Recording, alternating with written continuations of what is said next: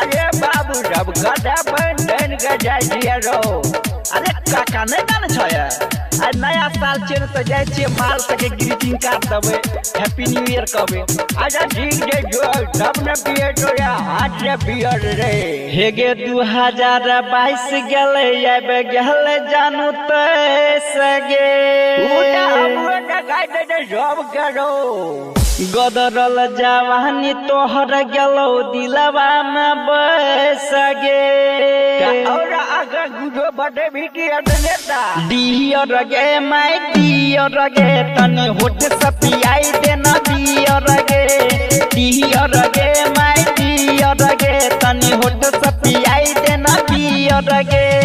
Deere गे माय Deere गे तनी होठ सपियाई देना डियर गे हे डियर गे माय डियर गे तनी होठ सपियाई देना डियर गे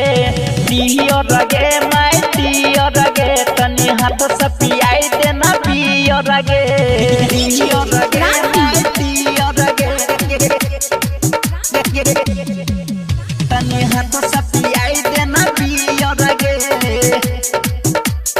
डियर गे हेगे न साराबी होठ गुलाबी देखी का मनवा तरसै छो देखी का मनवा तरसै छो गजब के छो चाल तोहर देह माया ग धन के छो डियर गे माय डियर गे तनी होठ सपियाई देना डियर गे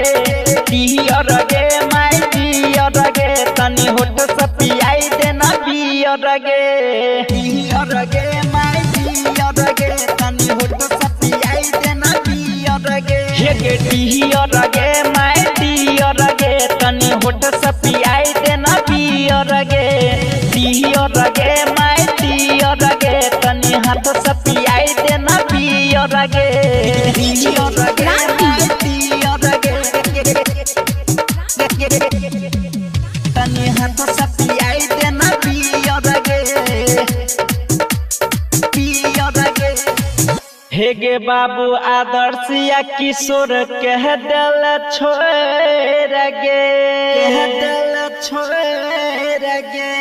अब नीतीश निरंजन से दिल लहला छोड़ी तू जो है गे डियर गे माय डियर गे तनी होठ सपियाई देना डियर गे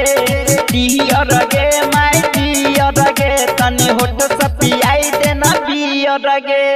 डियर गे माय डियर गे तनी होठ सपियाई देना डियर गे हे डियर गे माय डियर गे तनी होठ सपियाई देना डियर गे